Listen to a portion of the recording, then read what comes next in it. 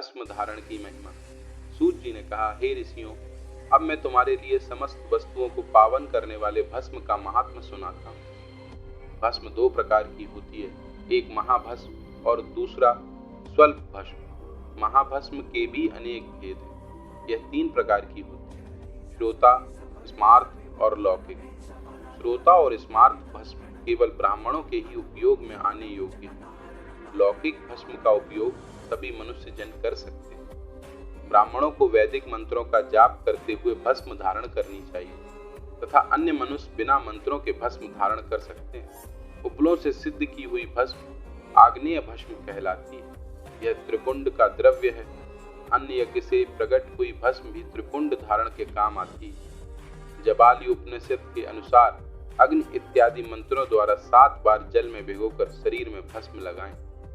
तीनों संध्याओं में जो शिव भस्म से त्रिपुंड लगता है, वह सब पापों से मुक्त होकर शिव की कृपा से मोक्ष पाता है। तीनों संध्याओं में जो शिव भस्म से त्रिपुंड लगाता है, वह सब पापों से मुक्त होकर शिव की कृपा से मोक्ष पाता है। त्रिपुंड और भस्म लगाकर विधि पूर्वक जाप करें।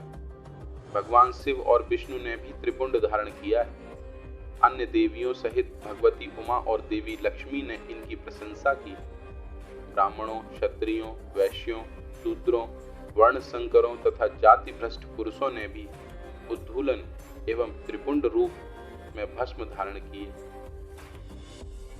महर्षियों, इस प्रकार संक्षेप में मैंने त्रिपुंड का महात्म्य बताया है। यह समस्त प्राणियों के लिए गोपनीय है। ललाट अर्थात माथे पर बाहों के मध्य भाग से बाहों के अंत भाग जितना बड़ा त्रिपुंड ललाट में धारण करना चाहिए। मध्यमा और अनामिका उंगली से 2 रेखाएं करके अंगूठे द्वारा बीच में सीधे रेखा त्रिपुंड कहलाती है। त्रिपुंड अर्थात उत्तम तथा भोग और मोक्ष देने वाला है। त्रिपुंड की एक रेखा में 9 देवता हैं, जो सभी अंगों में स्थित प्रणव का प्रथम अक्षर आहार, गाहपत, अग्नि, पृथ्वी, धर्म, रजोगुण, ऋग्वेद, क्रिया शक्ति, प्रातः, सवन तथा महादेव ये त्रिपुंड की प्रथम रेखा के 9 देवता हैं। प्रणव का दूसरा अक्षर उकार, दक्षिणाग्नि, आकाश, तत्वगुण, यजुर्वेद, मध्य दिन, सवन, इच्छा शक्ति, अंतरात्मा तथा महेश्वर ये दूसरी रेखा के 9 देवता हैं।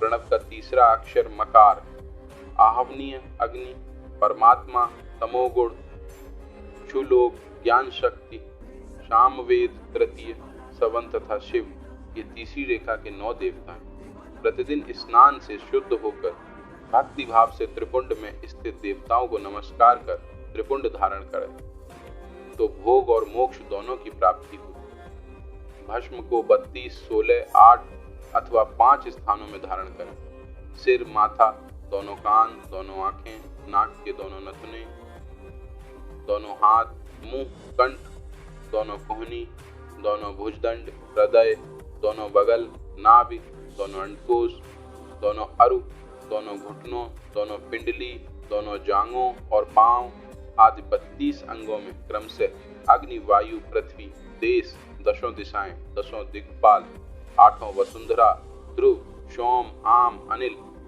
प्रातःकाल इत्यादि का नाम लेकर भक्ति भाव से त्रिपुंड धारण करें अथवा एकाग्रचित्त हो 16 स्थानों में ही त्रिपुंड धारण करें। सिर, माथा, कंठ, दोनों कंधों, दोनों हाथों, दोनों कोहनियों तथा दोनों कलाइयों, हृदय, नाभि, दोनों पसलियों एवं पीठ में त्रिपुंड धारण कर इन 16 अंगों में धारण करें।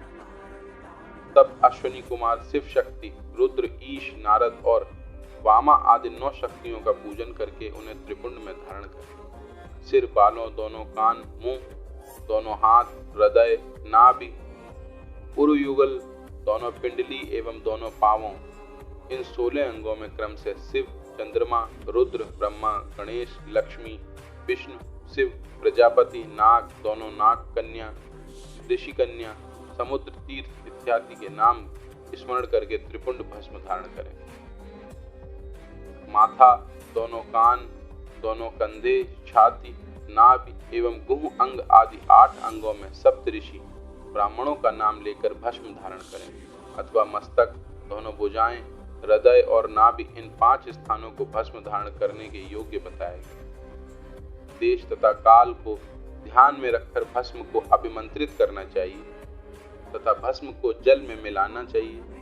त्रिनेत्रधारी, सभी गुणों के आधार तथा सभी देवताओं के जनक और ब्रह्मा एवं रुद्र की उत्पत्ति करने वाले परम ब्रह्म परमात्मा शिव का ध्यान करते हुए ओम नमः शिवाय मंत्र को बोलते हुए माथे एवं अंगों पर त्रिपुंड धारण करें।